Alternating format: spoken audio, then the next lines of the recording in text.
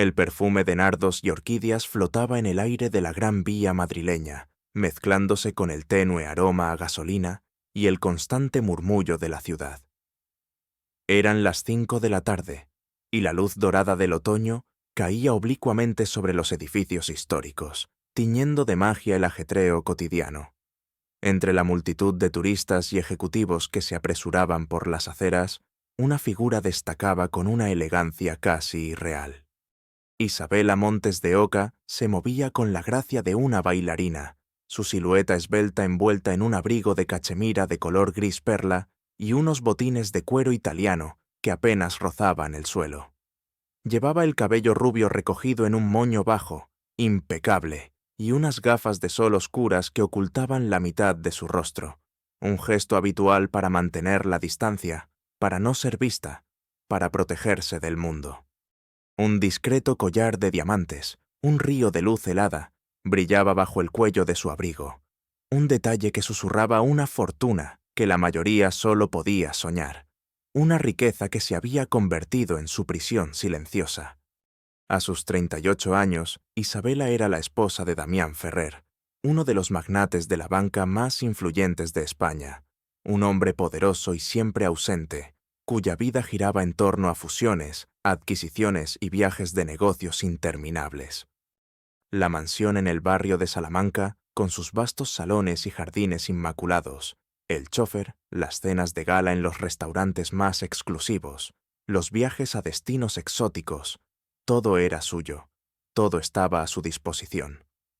Pero tras la fachada de opulencia, un silencio helado se había apoderado de su existencia, un vacío que ninguna joya, ningún evento social, ningún logro material podía llenar, una melancolía que se le clavaba en el alma como una espina. Su vida era un guión perfectamente ensayado, una obra de teatro donde ella era la protagonista de un papel que no sentía suyo, un papel que la asfixiaba lentamente. Cada mañana, al despertarse en su cama de seda, el aroma a flores frescas de los jarrones dispuestos por la asistenta le recordaba la prisión dorada en la que vivía, la soledad que la acompañaba incluso en la abundancia. El crujido de los cristales al abrir las ventanas, el murmullo lejano del tráfico madrileño, el canto de los pájaros en el jardín, todo era un recordatorio de un mundo exterior al que ella ya no pertenecía realmente, del que se había desconectado. Aislada en su burbuja de privilegios, Isabela sentía la melancolía como una niebla persistente que se aferraba a su alma, un eco de un pasado que había intentado enterrar bajo capas de lujo y apariencias, un pasado de amor y libertad que ahora parecía un sueño lejano.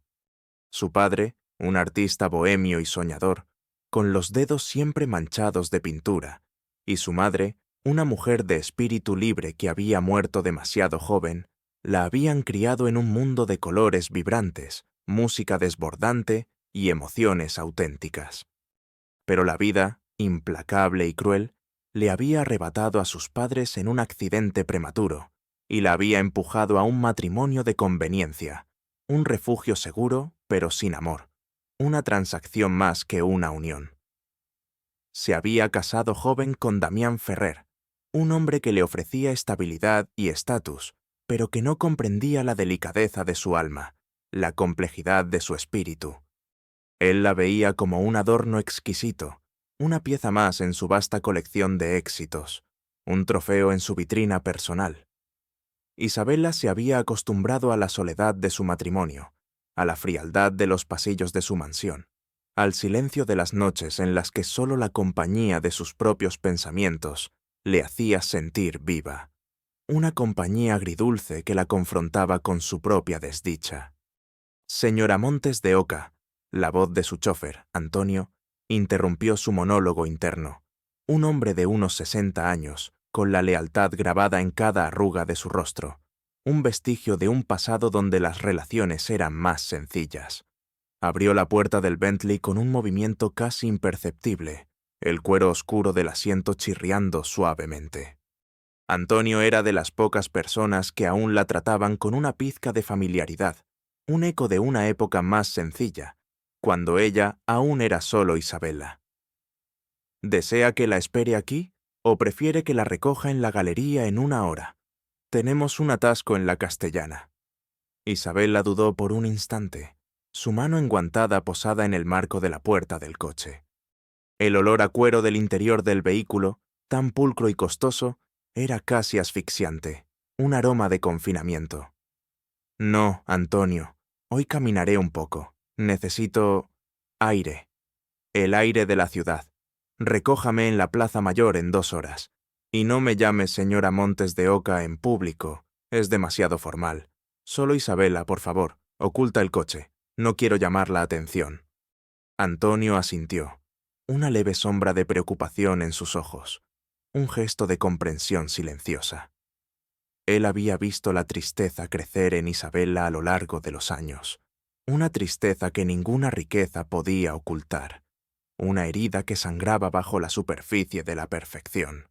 Siempre había sido la dama de la melancolía, una reina en un reino de cristal. Isabela comenzó a caminar por la bulliciosa calle Preciados, su paso pausado, casi arrastrando los pies, su mirada oculta tras las gafas de sol oscuras, como un escudo contra el mundo.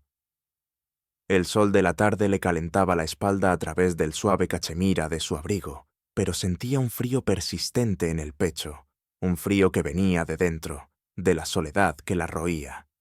El sonido de las risas de los niños, el bullicio de los vendedores ambulantes ofreciendo sus mercancías, el tintineo de las campanas de una iglesia cercana que marcaban la hora, todo se sentía distante, ajeno a su propia burbuja de soledad, un ruido blanco que no la alcanzaba. En su monólogo interno, las palabras se agolpaban en su mente, un torbellino de pensamientos amargos. Esta es mi vida, un desfile de apariencias, una performance diaria. Sonrisas vacías para rostros vacíos, conversaciones superficiales sobre temas intrascendentes. Damián, él está tan ausente, tan absorbido por su mundo de números y poder, que apenas recuerda mi existencia. Y yo me he convertido en una estatua de mármol, hermosa por fuera, intocable, pero hueca por dentro, sin alma. El recuerdo de mamá. Ella habría detestado esto. Habría roto todas estas reglas invisibles, estas cadenas de oro. Me pregunto qué habría dicho de mí, de mi jaula dorada, de mi silencio. Siento que me estoy desvaneciendo, poco a poco, hasta que no quede nada. Solo un eco, un fantasma en mi propia vida. ¿Hay algo más allá de este abismo? ¿Alguna chispa de color en esta existencia gris? ¿Podré alguna vez sentir algo de verdad? Una punzada de nostalgia, aguda y dolorosa, le apretó el corazón. Un anhelo de algo que había perdido hace mucho tiempo. A pocos metros de ella, en un rincón sombrío de la Plaza del Sol, donde el sol apenas llegaba a dibujar figuras caprichosas en el suelo adoquinado, entre el constante ir y venir de la gente, se encontraba Mateo Ríos. A sus 29 años, Mateo era la antítesis de la sofisticación que Isabela encarnaba. Su ropa, gastada y con manchas de pintura de todos los colores, olía a trementina, a carboncillo y a la lluvia reciente que había empapado las calles. Su cabello oscuro, rebelde y despeinado, caía sobre su frente, enmarcando unos ojos de un color intenso, verde avellana, que no se perdían detalle, que veían el mundo con una curiosidad insaciable, con una profundidad que trascendía lo ordinario. Sus manos, largas y manchadas de colores vibrantes, se movían con la agilidad de un prestidigitador sobre el lienzo en blanco. A su alrededor, sobre una lona extendida en el suelo, se amontonaban retratos a medio terminar, bocetos rápidos de rostros anónimos, paisajes urbanos capturados con una inusual sensibilidad, obras que hablaban de la vida real, de la lucha, de la belleza oculta. El ruido de la ciudad era para él una sinfonía inspiradora, el olor a la vida real, a sudor y a sueños, un bálsamo para su alma. Mateo no vivía de lujos, vivía para el arte, era su aliento, su razón de ser. Su hogar era un pequeño estudio abuhardillado en el barrio de La Latina, apenas una cama, un caballete de madera gastada y una pila desordenada de lienzos y materiales de pintura. Las paredes estaban cubiertas de sus obras, de sus sueños, de su lucha constante por la expresión, por plasmar en el lienzo lo que su corazón sentía. Había llegado a Madrid desde un pequeño pueblo de Andalucía, con la única riqueza de su talento y una pasión inquebrantable por el arte, por la verdad que se escondía en los rostros de la gente común. Había conocido la pobreza, el hambre, el frío de las noches sin cobijo. Pero su espíritu se mantenía puro, intocado por la amargura, resiliente como la mala hierba que crece en el asfalto. Creía que cada persona, sin importar su estatus, su fortuna o su origen, escondía una historia, una verdad, un alma que valía la pena ser capturada, ser inmortalizada en un trazo. Cada trazo es un suspiro del alma, solía decirse a sí mismo, mientras sus dedos danzaban sobre el lienzo en blanco. Cada color, una emoción desbordante. No se trata de la apariencia, de la superficie, sino de la esencia, de lo que está oculto. Esa tarde, el frío comenzaba a calar en sus huesos, el viento helado colándose por las rendijas de su ropa, y el estómago le rugía de hambre, un recordatorio constante de su precaria situación. Había vendido solo un par de bocetos rápidos por unas pocas monedas, apenas suficiente para una comida decente. Un viejo vagabundo, con la cara curtida por el sol y el olvido, el olor a tabaco y a alcohol rancio impregnando su ropa, se le acercó, sus ojos vidriosos buscando algo de consuelo, una chispa de humanidad. Mateo, sin dudarlo ni un instante, sacó el último trozo de pan que guardaba en su mochila, un pan duro y seco, y se lo ofreció al hombre. «Tome, buen hombre», dijo con una sonrisa genuina, sus ojos brillando con una bondad innata. «Un bocado caliente siempre ayuda. Que le siente bien, todos lo necesitamos». El vagabundo, conmovido por el gesto inesperado, asintió con gratitud y se alejó lentamente, su figura encorvada perdiéndose entre la multitud. Para Mateo, compartir lo poco que tenía era tan natural como respirar, un acto de humanidad básico. Su corazón era tan vasto como el lienzo que tenía delante, tan generoso como el arte que creaba. Fue entonces, en el breve instante en que Mateo levantó la vista para buscar inspiración en el rostro de la multitud anónima, cuando sus ojos se posaron en Isabela. Ella estaba a unos metros de distancia, en la entrada de una boutique de lujo, su mano enguantada rozando distraídamente un maniquí con un vestido de seda. El sol de la tarde, al filtrarse por un hueco estrecho entre los edificios imponentes, iluminó su perfil, y por un instante fugaz, las gafas de sol de Isabela se deslizaron ligeramente por su nariz, revelando una fracción de su mirada. Y en esa fracción, en ese atisbo de verdad, Mateo vio no la perfección, no la elegancia estudiada, no la riqueza deslumbrante. Vio una tristeza tan profunda, tan desoladora, tan abismal, que le paralizó el aliento, le cortó la respiración. Era una tristeza que no podía ser disfrazada por joyas ni abrigos caros, una soledad tan abismal que parecía gravitar a su alrededor como un aura, una neblina invisible.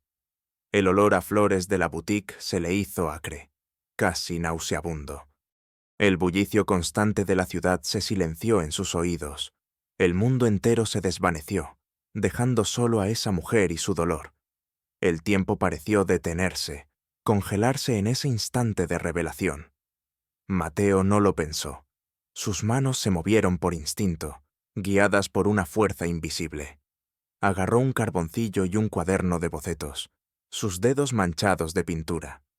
Y con una velocidad asombrosa, con una urgencia incontrolable, comenzó a trazar las líneas del rostro de Isabela. Cada trazo era un reflejo de lo que veía, no en la superficie pulcra y perfecta, sino en el alma desnuda que se escondía detrás de esa fachada. Dibujó los contornos de su rostro, la caída sutil de sus hombros bajo el abrigo de cachemira, el ligero temblor de sus labios que denotaba una pena contenida. el velo invisible de melancolía que la envolvía como un sudario. Sus ojos, en su dibujo, no estaban ocultos tras gafas de sol. Estaban abiertos, grandes, de un azul profundo, reflejando una vulnerabilidad que Isabela se esforzaba tanto por esconder del mundo, por mantener oculta. Era una imagen brutalmente honesta, una imagen que ella reconocía en lo más profundo de su ser, en los rincones más oscuros de su alma, pero que nadie, absolutamente nadie, había visto. Ni su esposo Damián, ni sus amigos superficiales, ni siquiera ella misma se atrevía a mirarla con tanta crudeza, con tanta verdad. El dibujo capturaba la esencia de su dolor, el eco de una vida no vivida, de sueños rotos, de una esperanza perdida. Isabela, por su parte, sintió una extraña punzada, una sensación inquietante de ser observada, de ser desnudada por una mirada que la atravesaba. Levantó la mirada. Sus ojos, ahora liberados de las gafas que se había quitado para limpiar un pequeño empañamiento en el cristal, se encontraron con los de Mateo, unos ojos intensos que la veían de verdad.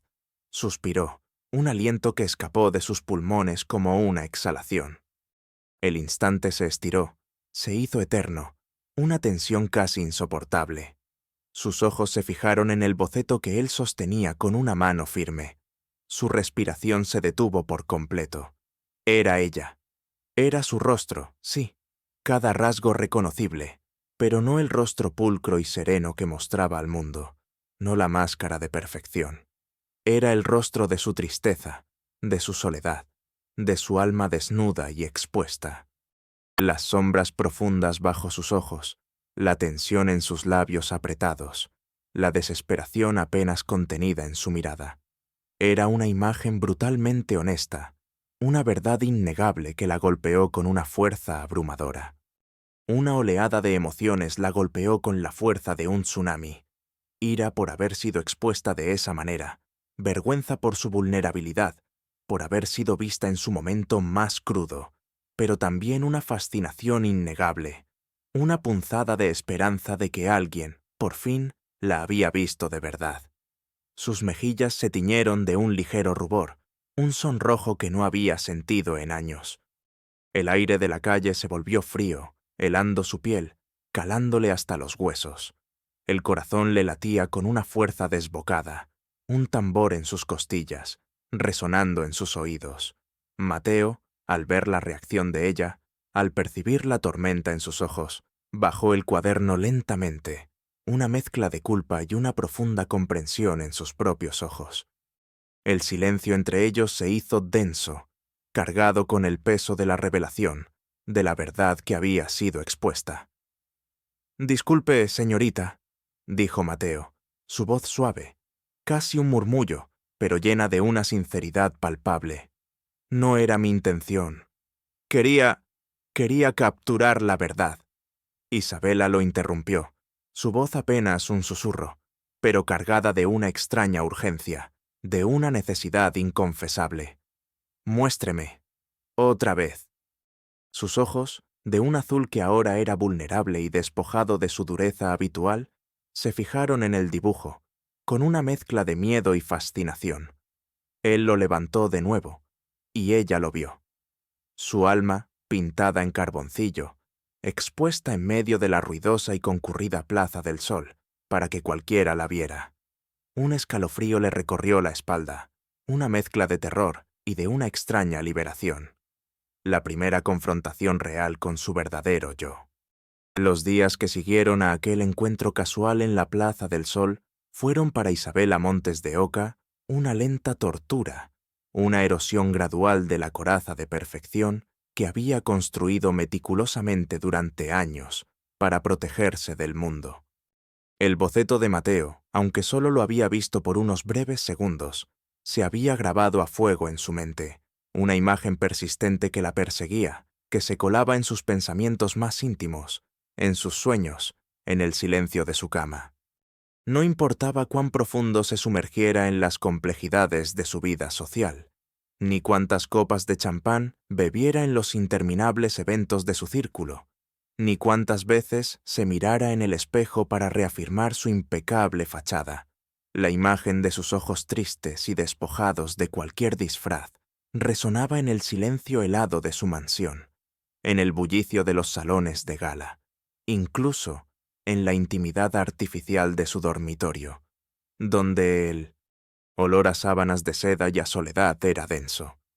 Sentía una profunda incomodidad, sí, una vergüenza por haber sido descubierta, por haber sido expuesta en su vulnerabilidad, pero esta vez esa vergüenza estaba teñida de una cualidad nueva, una mezcla de fascinación innegable y una punzada de curiosidad casi morbosa. Como un desconocido, un simple artista callejero, un hombre sin lujos, había logrado ver lo que ella se esforzaba tanto en ocultar, lo que ni siquiera Damián percibía. Cómo había capturado la esencia de su alma en unos pocos trazos de carboncillo, una verdad que ella misma se negaba a reconocer.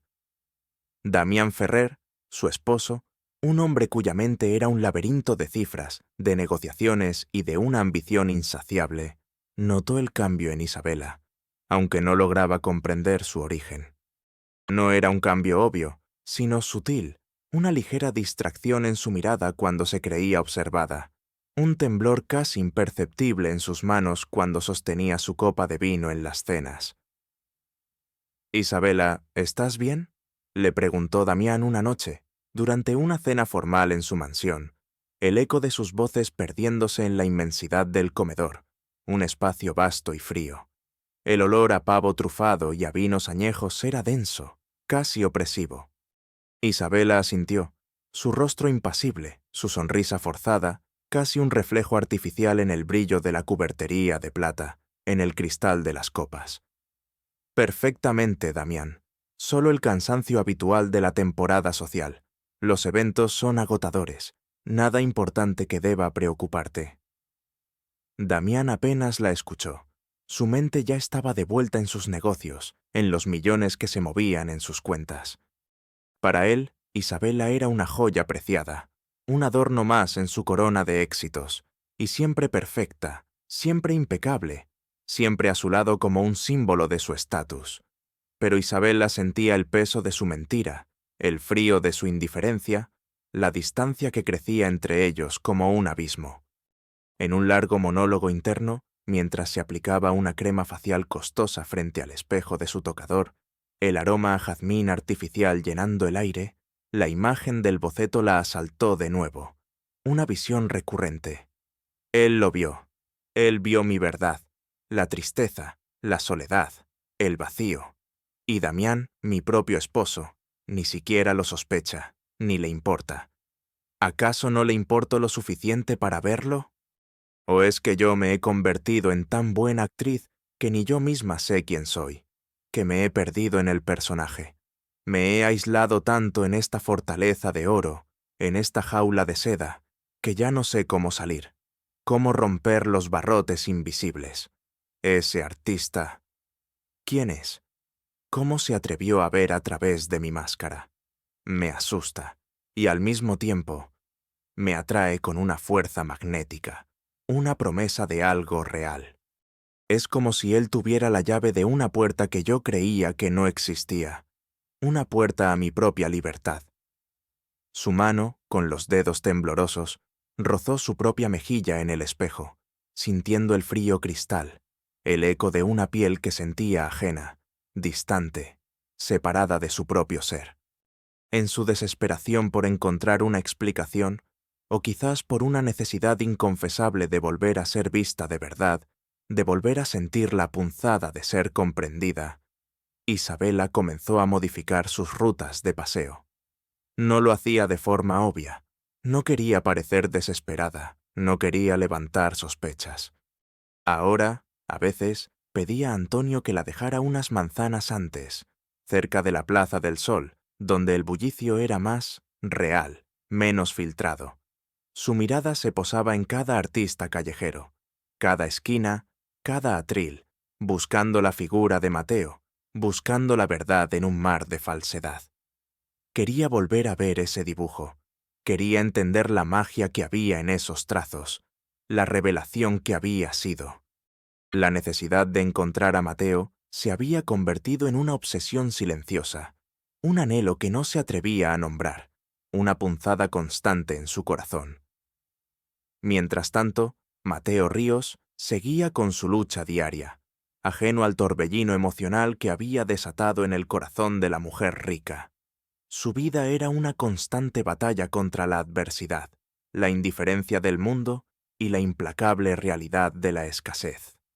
El sonido de los bocinazos de los taxis, el murmullo constante de la gente que pasaba a su lado sin apenas mirarlo, el aroma a fritura de los puestos de comida callejera, eran el telón de fondo de su existencia, la banda sonora de su día a día.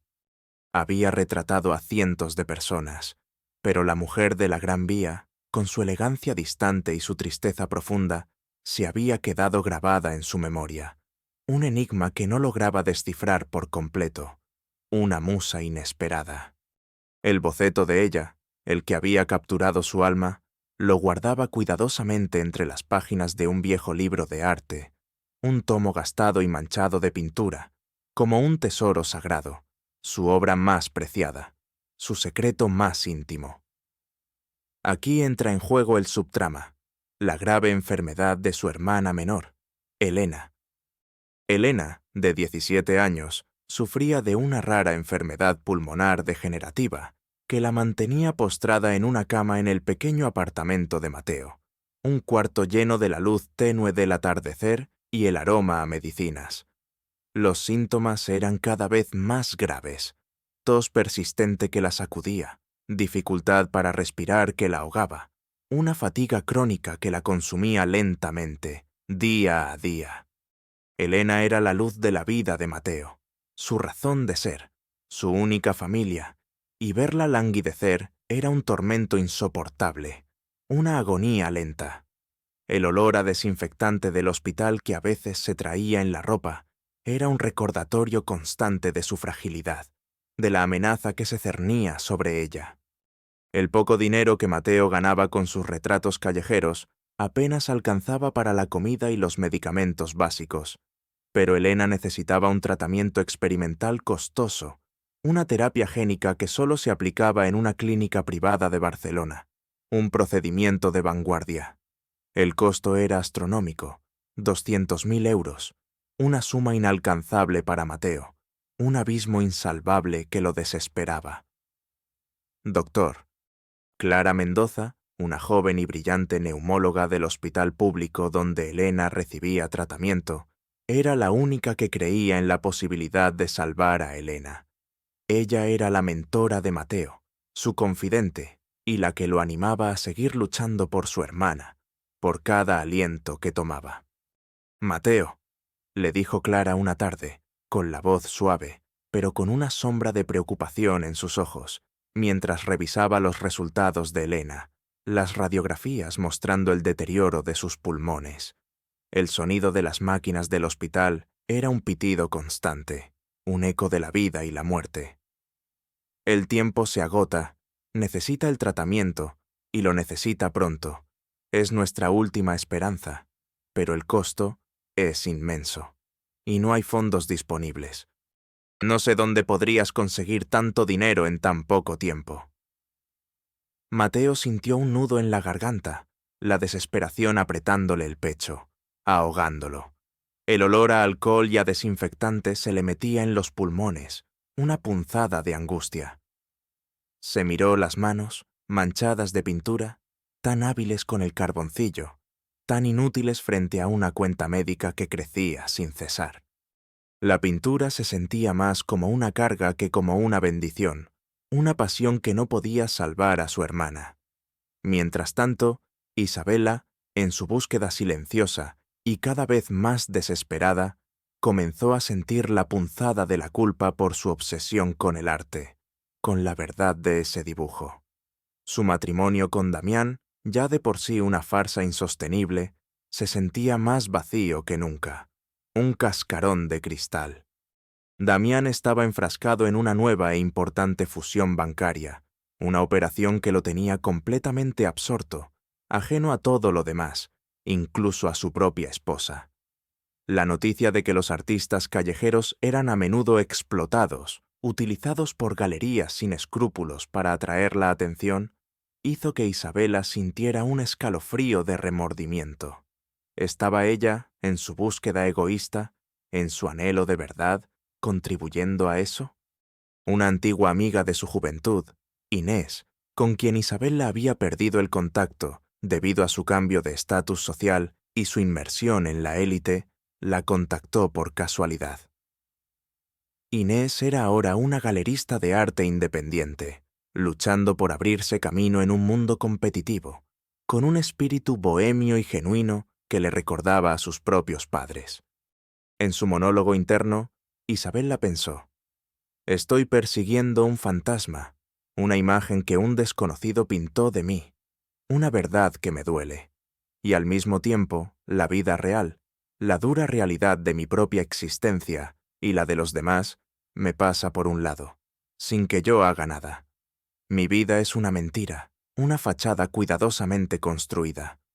¿Podré alguna vez ser real? ¿Podré alguna vez salir de esta jaula de oro, romper las cadenas invisibles? Siento que la verdad de ese dibujo me persigue, me juzga, me obliga a ver lo que no quiero ver, lo que he negado durante años. Pero, ¿qué pasaría si Damián se enterara de esta curiosidad? Me vería como una loca. Me encerraría aún más, me controlaría, me alejaría de cualquier atisbo de realidad. La soledad era un velo que la envolvía, más denso que nunca, una prisión autoimpuesta. El medallón de su madre, siempre bajo su ropa, se sentía cálido contra su piel, un recordatorio constante de una infancia más simple, más honesta, más real, un ancla a su esencia olvidada. El conflicto interno de Isabella se intensificaba, empujándola hacia un precipicio de autodescubrimiento, hacia una decisión ineludible que lo cambiaría todo. La vida de Mateo, el artista callejero, se desmoronaba bajo el peso abrumador de la enfermedad de Elena. La tos de su hermana se había vuelto un jadeo constante, su piel de un color cetrino que asustaba a Mateo y lo llenaba de terror. El aroma antiséptico del hospital, a medicamentos y a la angustia silente de las enfermedades, se había adherido a su ropa, un recordatorio persistente de la fragilidad de su pequeña hermana, de la amenaza inminente que se cernía sobre ellos. Los médicos, con el doctor Clara Mendoza al frente, habían agotado todas las opciones en el hospital público. No había nada más que pudieran hacer por Elena allí. Mateo, le dijo Clara una tarde, sus ojos llenos de una tristeza sincera y una desesperación contenida. No hay nada más que podamos hacer aquí. El tratamiento experimental en Barcelona es la única esperanza. Es de vida o muerte. Pero son 200.000 euros y necesitamos una respuesta urgente. Cada día que pasa es crítico. No tenemos tiempo. La cifra cayó sobre Mateo como un golpe. 200.000 euros. Era una suma inimaginable para él, un abismo insalvable que lo dejaba sin aliento. Sintió el frío pánico, el mismo frío que había sentido en las noches más duras en la calle, cuando no tenía nada más que su cuerpo para protegerse. El sonido de las máquinas de soporte vital de Elena era un pitido constante en sus oídos, una cuenta regresiva implacable hacia un final que no podía aceptar. En su noche oscura del alma, la más profunda que había experimentado, Mateo deambuló por las calles de Madrid, las luces de la ciudad borrosas, a través de sus lágrimas silenciosas que se mezclaban con la llovizna. El olor a fritura de los puestos callejeros, a escape de los coches, a la vida que seguía su curso indiferente a su dolor, todo le resultaba insoportablemente ajeno. Sus manos, que normalmente danzaban con libertad y alegría sobre el lienzo, ahora estaban apretadas en puños, incapaces de encontrar la inspiración, la paz, la solución. Su pequeño estudio, antes un refugio seguro, se sentía asfixiante, claustrofóbico, lleno del fantasma de la desesperación, del miedo a la pérdida. «Elena», susurró al aire, su voz rota, un hilo tembloroso. Mi pequeña Elena, no puedo perderte, no puedo. Pensó en vender sus pinceles, sus lienzos, su propio caballete, su alma misma, pero sabía que no sería suficiente para salvar a su hermana. El arte, su pasión, su vida, se sentía inútil, un lujo que no podía permitirse cuando la vida de su hermana estaba en juego. La desesperación es un animal cruel que te empuja a límites insospechados, a considerar lo impensable. Consideró opciones desesperadas: pedir un préstamo a usureros, vender un órgano, robar. La idea lo revolvió, le produjo náuseas, pero la vida de Elena valía cualquier precio, cualquier sacrificio. Sentía que el mundo se le venía encima, que todo lo que amaba se desvanecía en el aire frío de la noche, que se asfixiaba bajo el peso de su impotencia. Mientras tanto, Isabela, impulsada por una inquietud inexplicable que no la dejaba en paz, había regresado a la Plaza del Sol, buscando de nuevo al artista que había visto su alma. El sol de la mañana ya calentaba las calles, el aire olía a asfalto seco y a la promesa de un nuevo día. El aroma a café de los bares cercanos, a bollería recién hecha, le trajo un vago recuerdo de su infancia, de mañanas simples y felices. Lo encontró, sí, pero no como la primera vez.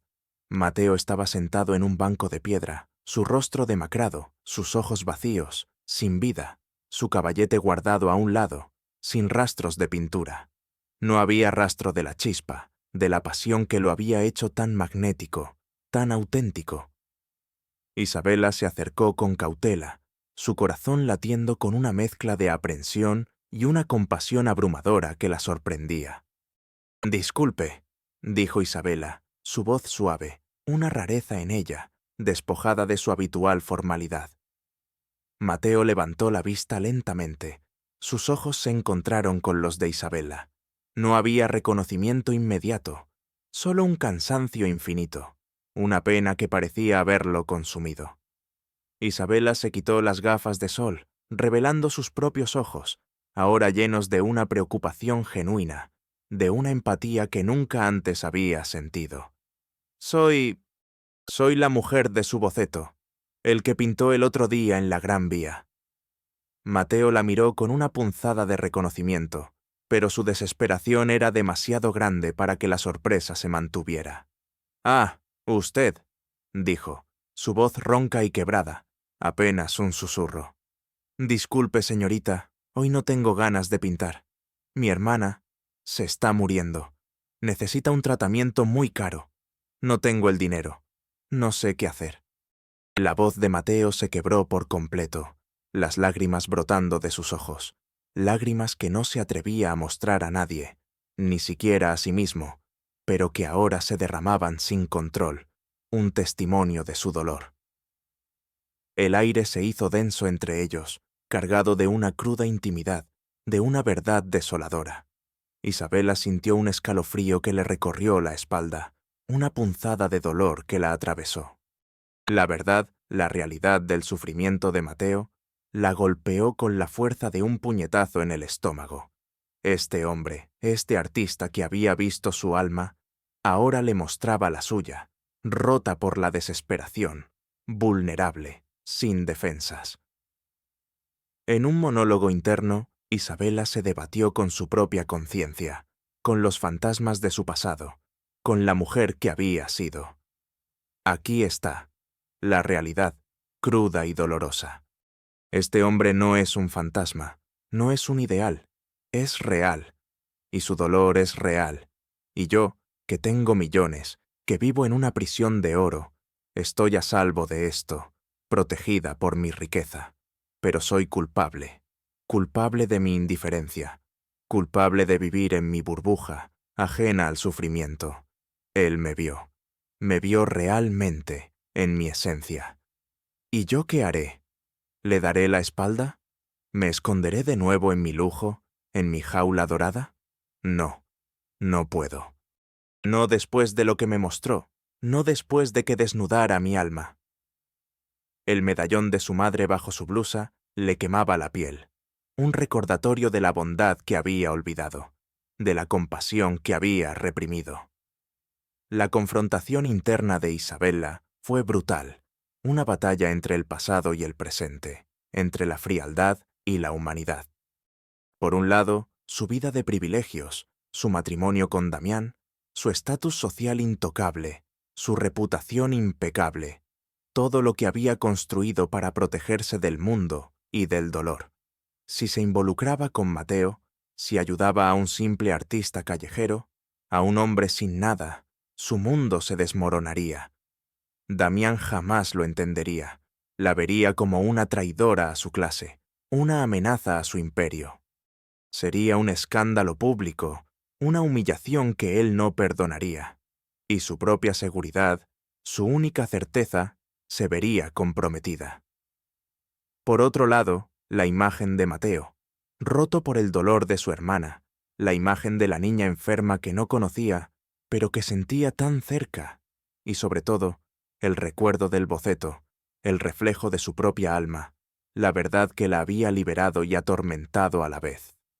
El lienzo de Mateo no era solo un dibujo, era un espejo, un llamado a la acción, una voz que la obligaba a elegir.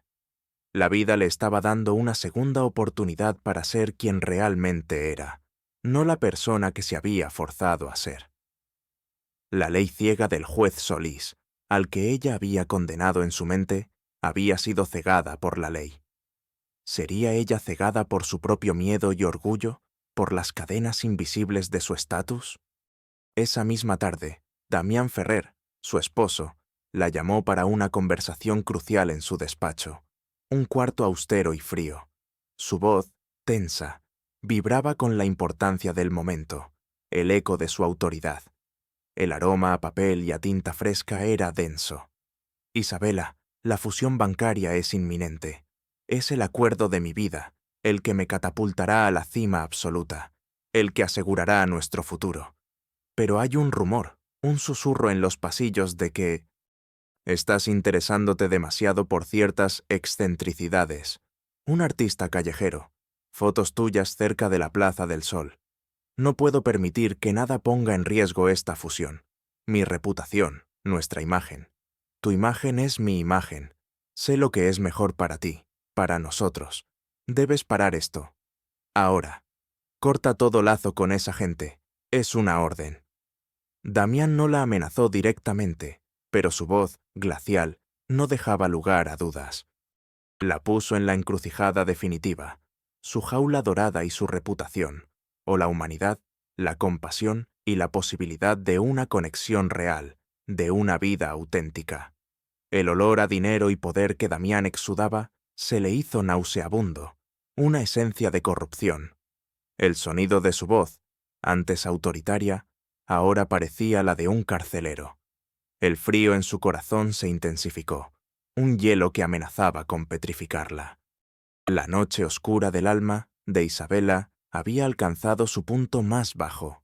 Se sintió completamente sola, sin salida, sin un alma a la que aferrarse, un náufrago en su propia vida. El aroma desinfectante del hospital se pegaba a la piel de Isabella, un recuerdo persistente de la fragilidad de la vida, de la constante danza entre la existencia y el abismo. Había tomado una decisión, inquebrantable, forjada en la noche de su tormento. El miedo, el orgullo, las expectativas sofocantes de su mundo, todo se desvanecía ante la urgencia de la situación de Elena y el peso del boceto, la imagen de su alma que había desnudado su verdad.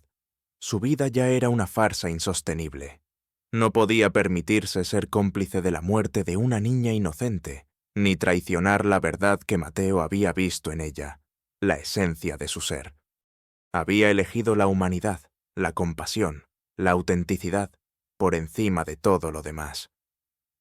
Isabella se dirigió al doctor Clara Mendoza, quien la observó con una mezcla de sorpresa, cautela y una chispa de esperanza en sus ojos cansados. El sonido de los monitores de Elena era un pitido constante en el fondo. «Doctora Mendoza», dijo Isabella, su voz firme, aunque su mano, al extender un cheque con una cifra exorbitante, tembló ligeramente, una pequeña rebelión de sus nervios. Soy Isabela Montes de Oca, y quiero encargarme del tratamiento de Elena. Cada céntimo, cada euro que sea necesario. Que reciba lo mejor. El tratamiento experimental completo en Barcelona, sin escatimar. Y lo necesito ahora mismo. Sin demoras, sin burocracia. Quiero que la trasladen de inmediato. Clara, acostumbrada a la burocracia y las promesas vacías de la gente rica, miró el cheque con incredulidad, luego a los ojos decididos de Isabela, que ahora irradiaban una luz diferente.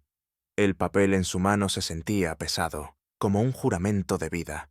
Un atisbo de esperanza, frágil como un cristal, brilló en sus ojos, una promesa de milagro.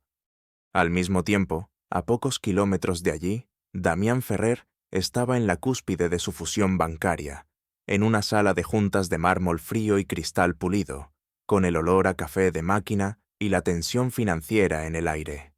El murmullo de los ejecutivos, el tic-tac de los relojes de oro, todo vibraba con la inminente culminación de su vida de ambición. La noticia del comportamiento errático de su esposa, el escándalo, había llegado a sus socios en forma de rumores venenosos. Un murmullo de incomodidad se extendía por la sala. La confianza se fracturaba.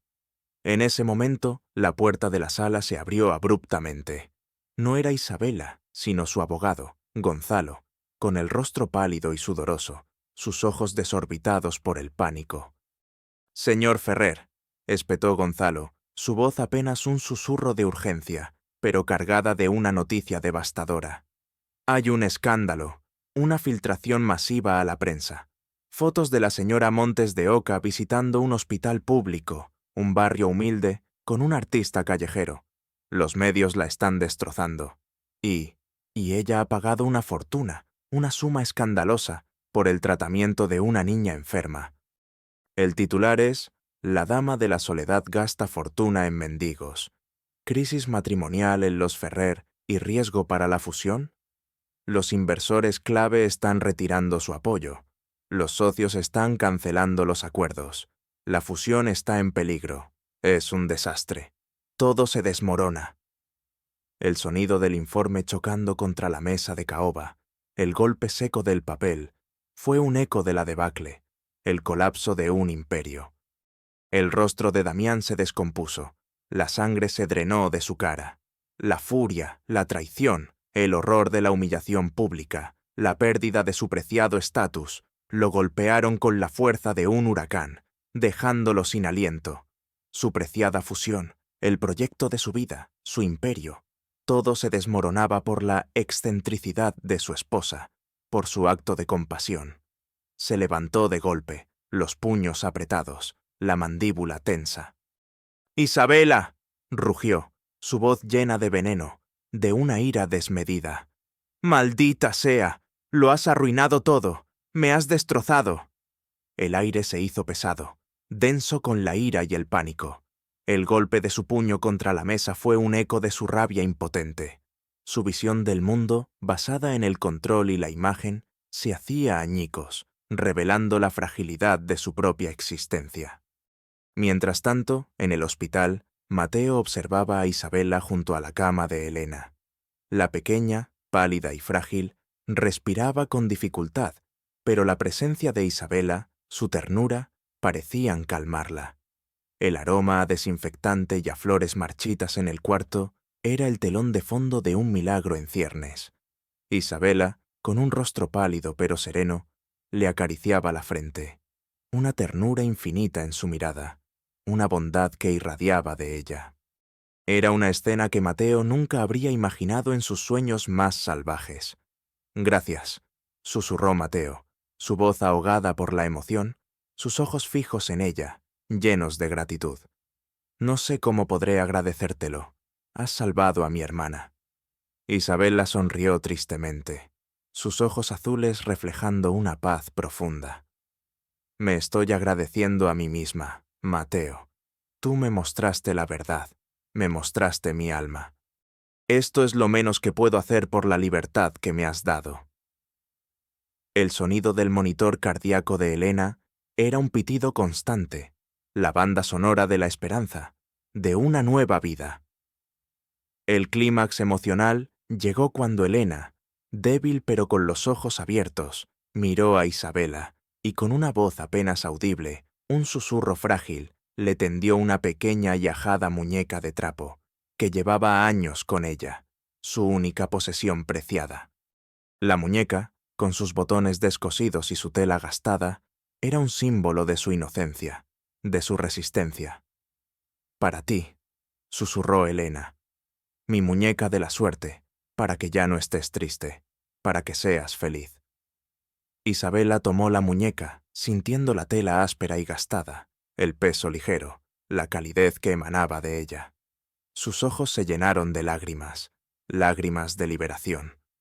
La muñeca, tan sencilla, tan pura, era el regalo más preciado que había recibido en su vida, un símbolo de inocencia, de la bondad que había olvidado, del amor incondicional que había añorado. Fue en ese momento, con la muñeca de trapo en la mano y la mirada agradecida de Mateo, que Isabela se vio a sí misma en el boceto que Mateo había pintado. No era solo su tristeza, era también la esperanza, la vulnerabilidad, la humanidad que había suprimido, la fuerza que había negado. El arte de Mateo no solo había pintado su alma, la había liberado, la había sanado. La catarsis fue completa, una explosión de emociones que la inundó. El medallón de su madre, ahora un símbolo de su renacimiento, parecía vibrar con una nueva energía, una luz interior. Se dio cuenta de que su verdadera riqueza no estaba en sus joyas o su mansión, sino en la capacidad de sentir y de dar, de conectar con la vida.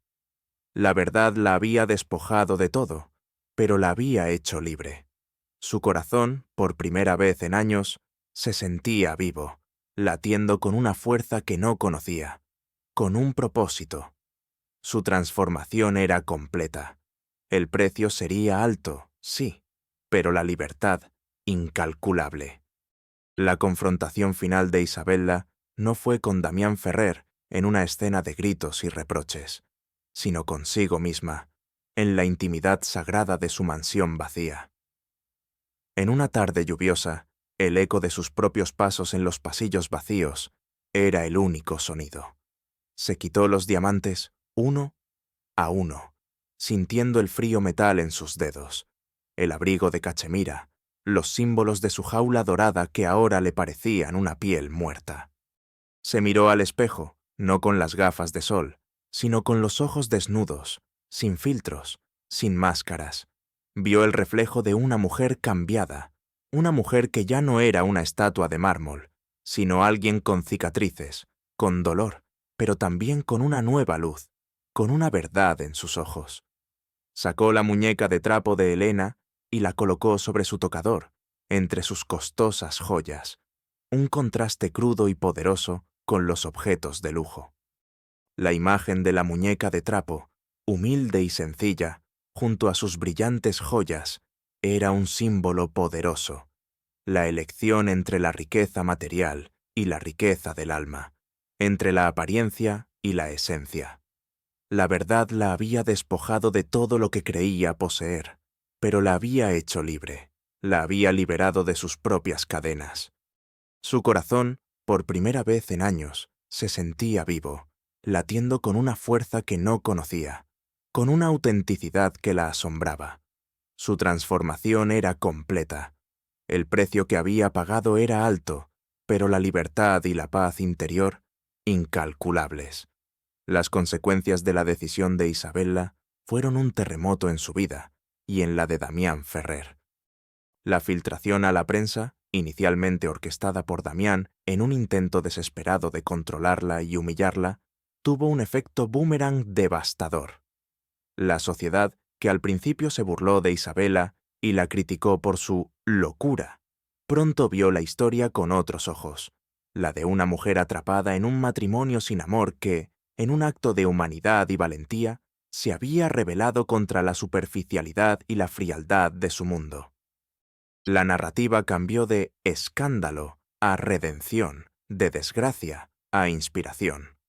Los medios se volvieron contra Damián, revelando sus tácticas despiadadas, su manipulación y su frialdad ante el sufrimiento humano. La fusión bancaria, el proyecto de su vida, su sueño más ambicioso, se desmoronó por completo, y su imperio comenzó a tambalearse bajo el peso de las malas decisiones, la publicidad negativa y la pérdida de confianza. La reputación de Damián Ferrer quedó hecha pedazos, y se encontró solo en su mansión vacía, observando cómo su fortuna se desvanecía, cómo todo lo que había construido se convertía en cenizas. Él, que había sacrificado todo por el control, perdió hasta lo más básico, su honor y su paz. La justicia, a su manera, había llegado. Una justicia no de leyes, sino de karma. La subtrama de la enfermedad de Elena, la hermana de Mateo, encontró su resolución más feliz. El tratamiento experimental, financiado íntegramente por Isabela, fue un éxito rotundo. Lentamente, pero con seguridad, Elena recuperó su fuerza, su vitalidad, su risa contagiosa que llenaba de alegría el pequeño apartamento. El sonido de su respiración normal, el olor a aire fresco y a vida que ahora llenaba su pequeña habitación, eran la banda sonora de la alegría de Mateo, la melodía más hermosa que jamás había escuchado. La doctora Clara Mendoza, con lágrimas en los ojos y una sonrisa radiante, confirmó la recuperación completa de Elena, maravillada por el milagro que Isabela había hecho posible, un acto de bondad pura. «Tu hermana es una guerrera, Mateo», le dijo Clara, una tarde, su voz suave, mientras Elena dibujaba felizmente en su cama, llena de energía. «Y tú tienes una aliada increíble, una mujer con un alma de oro». La gratitud de Mateo hacia Isabela no tenía límites. Era un lazo que trascendía las palabras, una conexión profunda que se había forjado en la adversidad y la compasión, en la verdad del arte y el amor. La nueva vida de Isabela y Mateo floreció con una belleza inesperada, una sinfonía de colores vibrantes y emociones auténticas que contrastaba brutalmente con el monocromo y la frialdad de sus existencias anteriores. Isabela, liberada de su jaula dorada y de las cadenas de las apariencias, pidió el divorcio a Damián Ferrer, renunciando a la mitad de su fortuna, a la mansión, a las joyas, a todo lo que la había atado a una vida que no era suya. Se mudó a un espacioso loft en el corazón de Madrid, un lugar lleno de luz natural y de arte, muy cerca del estudio de Mateo. El olor a pintura, a lienzo fresco, a vida bohemia, a libertad llenaba cada rincón de su nuevo hogar. Se casaron en una ceremonia sencilla en el estudio de Mateo, rodeados de lienzos, de colores vibrantes, de la gente que realmente los amaba. Marta, Elena, ahora una joven fuerte y saludable, y el doctor Clara Mendoza. Fue una unión de almas, no de fortunas, un pacto de amor verdadero. El medallón de la madre de Isabel, pulido hasta el brillo, fue el único ornamento que lució en su cuello, un símbolo de su amor eterno por su madre y de la fuerza que la había llevado hasta allí, hasta su renacimiento. El sonido de las risas de los presentes, el aroma a flores silvestres y a la promesa de un futuro compartido, se sentía real, palpable, vibrante. Juntos, Isabela y Mateo crearon un nuevo mundo, un legado que iba más allá del arte y los negocios. Isabela, con su visión empresarial y su renovada pasión por el arte, y Mateo, con su talento inagotable y su profunda sensibilidad, abrieron una galería de arte única, el alma revelada. No era una galería de élite, fría y excluyente, sino un espacio para artistas callejeros, para talentos emergentes, para aquellos cuyas obras, como el boceto de Isabela, revelaban la verdadera esencia del alma humana, sin importar su origen o estatus social. La galería se convirtió en un faro de autenticidad en el vibrante panorama artístico de Madrid, un lugar donde el arte no era solo para los privilegiados, sino para todos. El zumbido de las conversaciones apasionadas, el aroma a café y a pintura, el sonido de la música callejera interpretada por jóvenes talentos que llenaban el espacio, creaban una atmósfera vibrante y acogedora, un refugio para las almas. Un año después, en el primer aniversario de la galería, una noche estrellada en Madrid, Isabela y Mateo, con Elena, ahora completamente recuperada y llena de vida, observaban a la gente que llenaba el alma revelada. El lugar vibraba con energía, con la risa y la emoción de artistas y visitantes. Isabela, su rostro radiante, sus ojos brillando con una felicidad que nunca antes había conocido, tocó el medallón de su madre, ahora cálido y familiar. «Nunca pensé que la verdadera riqueza estaría aquí, Mateo», susurró, su voz llena de gratitud. «En la conexión, en la verdad, en el arte que revela el alma, en la libertad de ser yo misma». Mateo la abrazó, el aroma a trementina de sus manos mezclándose con el dulce perfume de Isabela, una fusión de sus dos mundos. «Tu alma fue la primera en revelarse, mi amor, y nos trajo aquí, a nuestro verdadero hogar, a nuestra verdadera vida». La historia de Isabela Montes de Oca y Mateo Ríos se convirtió en una leyenda urbana en Madrid, un cuento susurrado en los cafés y en las esquinas de la Plaza del Sol, un faro de esperanza para los desilusionados. Es un recordatorio poderoso de que la verdadera belleza no se encuentra en la perfección superficial, en la riqueza material o en el estatus social, que son meras ilusiones. Es efímera, como el brillo de una joya falsa. La verdadera riqueza reside en la integridad, en la capacidad de amar y perdonar, en la fuerza inquebrantable del espíritu humano para levantarse después de la caída más profunda. La crueldad y la avaricia, al final, son venenos que destruyen a quienes los profesan, dejando solo la amargura y la soledad como compañeras. La justicia, a veces, no llega por la vía legal, sino por el destino, que coloca a los malvados ante el espejo de sus propias acciones y a los justos en el camino de la redención y la plenitud. Porque el pasado no define el futuro cuando uno elige la luz sobre la oscuridad, la compasión sobre el rencor y el amor verdadero sobre todas las fortunas, sobre todas las posesiones.